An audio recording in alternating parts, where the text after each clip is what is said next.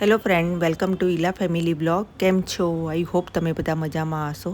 Friends, આજે ઠાકુરજીની કથાનો video લઈને क्या આવી बोलते છું, हैं? તો ફ્રેન્ડ્સ તમે મને ग्राम પહેલેથી છેલ્લે सिन्न સુધી गांव સપોર્ટ का કરજો. शेर।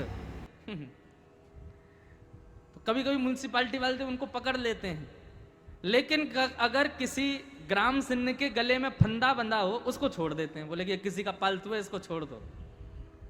ठीक वैसे ही भैया यम के दूत घूमते रहते हैं हम सबको पकड़ने के लिए, लेकिन जैसे ही यमदूत देखते हैं, अरे गले में कंठी माला है, सिर पर तिलक लगा है, चोटी है, धोती है, बोले जरूर ठाकुर जी का, इसको मत पकड़ो, इसको यहीं छोड़ दो, इसको मत पकड़ो।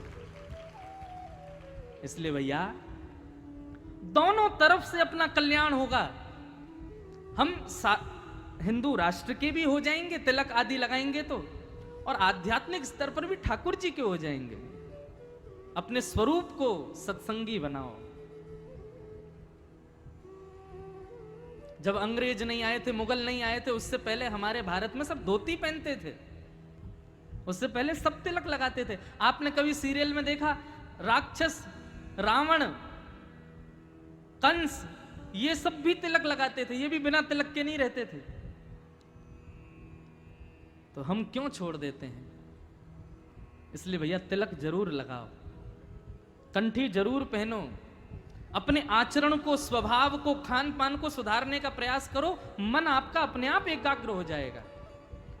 मन के चंचल होने का कारण हमारा कुसंग है, हमारा दूषित भोजन है। जैसा खाओ अन्न वैसा होवे मन, जैसा होवे मन वैसे होवे स्वभाव, जैसा होवे स्वभाव वैसी होवे बुद्धि, जैसी होवे बुद्धि वैसी होवे क्रिया, जैसी होवे क्रिया वैसी होवे गति। हमारी राधे गति निर्भर राधे करती है हमारे अन्न के ऊपर। राधे राधे। इसलिए अन्न को सुधारो। और अन्न को सुधारने का सबसे बढ़िया तरीका क्या है पता है? घर में खाना बन रहा है ऐसा बोलना बंद करो। क्या बन रहा है? बोले भोजन बन रहा है। किसके लिए बन रहा है? बेटा के लिए, बेटी के लिए, हमारे ना, हमारे ठाकुर जी के लिए बन रहा है। और ठाकुर जी के लिए बन रहा है तो ठाकुर जी के भोजन में फिर प्याज लहसुन नहीं डालना चाहिए। आप विश्वास मानिए, भगवान का भोजन आप इन दो चीजों के परहेज करके लगाओगे और फिर उसको पाओगे, अपने आप देखोगे कि मन आपका शांत होने लग जाएगा, मन आपका स्थिर होने लग जाएगा, मन में एकाग्रता प्रकट होने लग जाएगी। अब कहां तक कहें? देखो, प्याज लहसुन खाने से आपको कोई घनघोर पाप लग जाएगा, नरक में चले जाओगे, ऐसा नहीं है। लेकिन हाँ, प्याज और लहसुन जो है ये तामसिक होते हैं और इनका सेवन करने से मन जो है वो विचलित रहता है, बुद्धि जो है उसमें नकारात्मक विचार आते रहते हैं, इसलिए इनका सेवन नहीं करना चाहिए। और सबसे बड़ी बात है भैया, हमारे ठाकुर जी को भोग नहीं लगता तो हम क्यों पाए? गीता में भगवान कहते हैं, मेरे को बिना भोग लगाए व्यक्ति जब भोजन करता है तो भुंग्यते त्वघम पापात, वो अपना पाप खा रहा है। भगवान कोई हमारी रोटी खा तो जाते नहीं है। भगवान को ऐसा तो नहीं कि आपने रोटी दाल चावल रखे तो पूरी प्लेट साफ हो गई। ठाकुर जी तो केवल भोजन पर दृष्टि डाल के उसको शुद्ध करते हैं ताकि हमारे खाने योग्य वो हो जाए। राधे राधे राधे राधे। सत्संग के बहुत स्वरूप हैं, सत्संग के बहुत पहलू हैं बंधुओं, उनको अपनाना प्रारंभ करो। और सबसे बड़ी बात है, अंतःकरण से शुरू करो।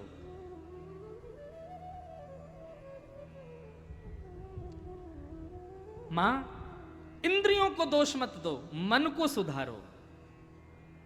और ये मन कैसे सुधरेगा? तब भगवान बोले, मैं 5 लक्षण आपको बता रहा हूं, ये 5 लक्षण जिसमें दिखाई दे मां, उनका संग करना प्रारंभ कर दो। बंधुओं बहुत ध्यान से सुनना, ये 5 लक्षण जिसमें हो उसका या तो संग करो, और यदि ये 5 लक्षण किसी में ना हो तो अपने अंदर लाने का प्रयास करो। और 5 में से कोई एक लक्षण भी किसी के अंदर हो तो भी आप उसका संग कर सकते हो। लेकिन सबसे बड़ी बात हम बताएं, ये 5 लक्षण सुनने के बाद आप भी कहोगे कि भैया इन 5 लक्षणों से युक्त अभी संसार में कोई नहीं है। इसलिए सबसे बढ़िया ये है, 5 लक्षण सुन के अपने अंदर लाओ। कौन कौन से 5 लक्षण? भगवान कपिल अपनी माता देवहूति को बता रहे हैं। मां, तितिक्षव कारुणिका श्रुहृदय सर्वदेहिनां अजात शत्रव शांता साधव साधुभूषणा। राधे राधे। 5 लक्षण। राधे राधे। सबसे पहला लक्षण क्या है? सहनशीलता। कितने लोग सहनशील हैं यहां पे? हाथ ऊपर करना। मुश्किल से 4-5 लोगों ने हाथ खड़े किए। ये बात तो देखो ताली बजाने वाली है कि आप लोगों ने सत्य बताया। लेकिन एक बात बताएं, किसी की सहनशीलता का यदि पता करना, हाँ भैया हो, भैया खूब सहनशील हो, बैठो। किसी की सहनशीलता, जितनों ने हाथ खड़े किए ना, इनकी देखो सहनशीलता यदि पता करनी हो, अभी नहीं, कभी मौके पर ये आपके सामने पड़ जाए तो इनके कोई दूषित विचार इनको सुना देना। भाई कुछ भी कहो, तुम ना तुम क्रोधी बहुत हो, तुम लोभी बहुत हो, हमने देख लिया तुम्हारे अंदर लोभ है। कुछ भी कहो भाई यार, तुम्हारे अंदर ना ये क्या कहते हैं जो है, काम की भावना बहुत ज्यादा है। तुरंत देखना सहनशीलता पता चल जाएगी। तू कौन होता है मुझसे ऐसे बोलने वाला? अच्छा, तुझको हम लोभी दिखाई देते हैं, तुझको हम क्रोधी दिखाई देते हैं। व्यक्ति अपनी वास्तविकता नहीं सुन सकता है, वहीं पता चल जाता है कि वो सहनशील नहीं है। व्यक्ति की सहनशीलता यदि देखनी हो तो उसकी वास्तविकता उसके मुंह पे बोलो, तो हाथ जोड़ करके मुस्कुरा करके सुन ले, समझना कि सहनशील है। अब इसका मतलब यह नहीं है कि जबरदस्ती उल्टी सीधी किसी की भी बात किसी के मुंह पे जाके बोल दो, तो गुस्सा तो आ ही जाएगा बेचारे को। लेकिन सहनशील व्यक्ति, उसकी वास्तविकता बताओ या उससे गलत बोलो, उसके हृदय पर उसका कोई प्रभाव नहीं होता। वो अपने समत्व में रहता है, वो अपनी समभाव में रहता है। लेकिन जो बहुत जल्दी अपने वास्तविकता को सुनकर के विचलित हो जाए, समझ जाना मां संग करने योग्य नहीं है ये व्यक्ति। सहनशीलता, सहनशीलता सबसे प्रिय संसार में क्या होता है? राधे राधे। अपना राधे सम्मान, राधे। अपना मान, अपनी प्रतिष्ठा। उस प्रतिष्ठा पर आई एक छोटी सी आंच भी हम सहन नहीं कर पाते, उससे पता चल जाता है हम सहनशील नहीं हैं। इसलिए मां, जिसका संग हम करें उसके अंदर पहला गुण होना चाहिए कि वो सहनशील हो। एक संत गंगा जी में नहा रहे थे और स्नान करते हुए इतने में ही वो बाहर आए तो एक मन चला व्यक्ति आया और उसने पानी पिया और पानी पी के उन पर कुल्ला कर दिया। संत मुस्कुराए और दोबारा गंगा जी में चले गए। स्नान करके पुनः बाहर आए, उसने फिर कुल्ला कर दिया। संत दोबारा चले गए, फिर गंगा में स्नान करके आए, फिर बाहर आए, फिर कुल्ला कर दिया। लेकिन संत के हृदय को जरा भी ठेस नहीं पहुंची। वो चौथी बार फिर गए, स्नान करके बाहर आए तो जो बार बार पानी उन पर फेंक रहा था, उस व्यक्ति को थोड़ा अटपटा लगा। बोले मैं इतने इनके साथ में बुरा कर रहा हूं, इनको गुस्सा ही नहीं आ रहा। अब की बार वो बाहर आए तो उन्होंने चरण पकड़ लिए। बोले महाराज जी, मैंने आपके ऊपर इतना कुल्ला किया, लेकिन आपने बिना क्रोध किए बार बार गंगा में स्नान किया, मैं आपके चरण पकड़ता हूं। महात्मा ने उसको उठाया, उसके चरण में गिर गए। बोले तू मेरे चरण मत पकड़, मैं तेरे चरण पकड़ता हूं। बोले आप क्यों प्रणाम कर रहे हो? मैं तो आपका अपमान कर रहा था, फिर क्यों प्रणाम कर रहे हो? संत ने कहा, बोले हर बार तो मैं एक ही डुबकी लगाता था, आज तेरी वजह से 4-4 डुबकी लगाई मैंने। राधे राधे। हर बार तो मैं गंगा जी में एक ही बार प्रवेश करता था, आज तेरी वजह से गंगा मैया ने अपनी गोद में 4 बार मुझे खिलाया है। इसलिए भैया धन्य है, तू आ गया, तेरी वजह से गंगा जी का बार बार आस्वादन हुआ। इसे कहते हैं सहनशीलता। सुनने में बड़ी अच्छी लग रही है, लेकिन करने में उतनी ही कठिन है। बंधु, सहनशील बनो। और हम दावे से कह सकते हैं भैया, घाट घाट के पानी पिए हमने, दुनिया भर में कथा करते हैं, व्यक्ति के अंदर सहनशीलता का सौ भी नहीं होता। बिल्कुल सहनशील नहीं है आज का प्राणी। और हम औरों की क्या कहें, हमारे अंदर भी कहीं ना कहीं ये दुर्गुण होगा कि हम भी सहनशील नहीं है, लेकिन प्रयास करते हैं फिर भी बने।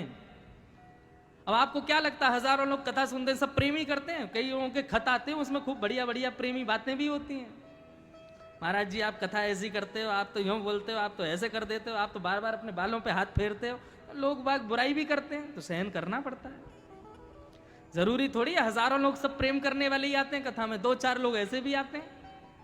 लेकिन गोस्वामी तुलसीदास जी कहते हैं, निंदक नियरे राखिए, निंदकों को सदा पास रखो। जो आपकी निंदा करे, आपकी बुराई करे, आपके अवगुणों को तुरंत आपके मुंह पे बता दे, उसको संग रखा करो। क्यों? राधे ऐसा राधे व्यक्ति सदैव आपको राधे प्रगतिशील राधे बनाएगा। लेकिन जो बात बात पे आपकी हाजी हजूरी करें, बार बात पे आपकी प्रशंसा कर दिया करें, आपके मुंह पे ही आपके गुणगा दिया करें, ऐसे व्यक्ति आपको ऊपर उठने से रोक रहे हैं, यही समझिएगा। सहनशील पहला लक्षण, तितिक्षव। दूसरा लक्षण क्या है? तितिक्षव कारुणिका। दूसरा लक्षण है करुणा, मतलब दया। असहायों पे दया करो। मां, मन को यदि शांत करना है तो जिस व्यक्ति का हम संग करें या जो लक्षण हम अपने अंदर लाएं, उसमें दूसरा लक्षण होना चाहिए दया।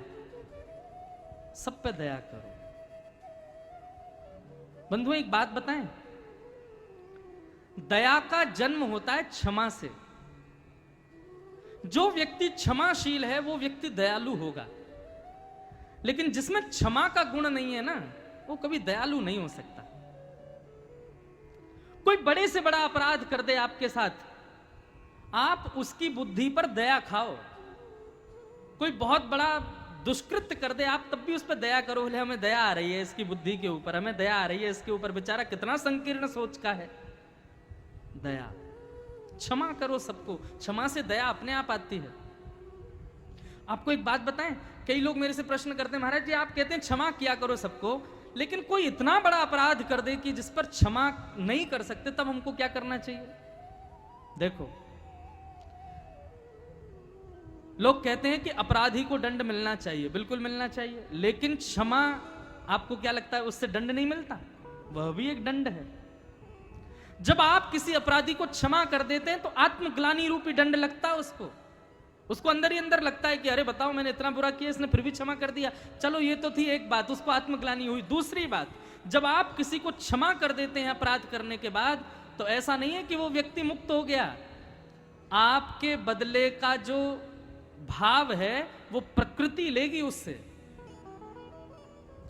लोग कहते हैं ना, अब भैया हम तो कुछ कहेंगे नहीं, ऊपर वाला सब देख रहा है, अपने आप होगा। यह बात सत्य है।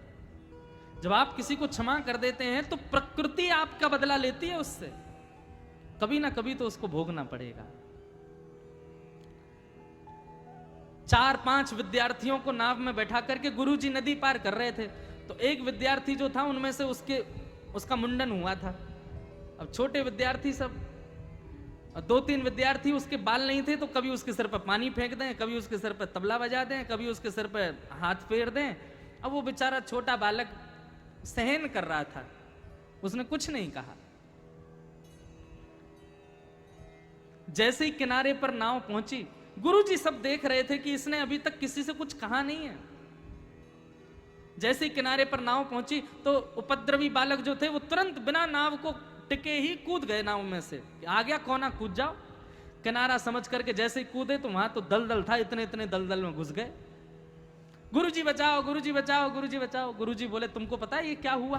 राधे क्या हुआ राधे गुरुजी? बोले तुम उसको राधे परेशान कर रहे राधे थे, उसके बाल नहीं है, उसके सिर पर कभी हाथ मार रहे थे, कभी पानी फेंक रहे थे, वो बेचारा सहन कर रहा था, तुम लोगों को क्षमा कर रहा था। उसने क्षमा किया, लेकिन उसका बदला जय श्री प्रकृति ने कृष्णा। तुमसे राधे लिया। राधे राधे इसलिए राधे। जब आप किसी को क्षमा कर देते हैं तो बिल्कुल निश्चिंत ફ્રેન્ડ્સ, रहिए। તમને જો અમારો વિડીયો ગમ્યો હોય તો લાઇક, શેર એન્ડ સબસ્ક્રાઈબ કરજો. Bye bye. ફરી મળીશું બીજા વિડીયો સાથે. ત્યાં સુધી જય Shri Krishna. Thanks for watching.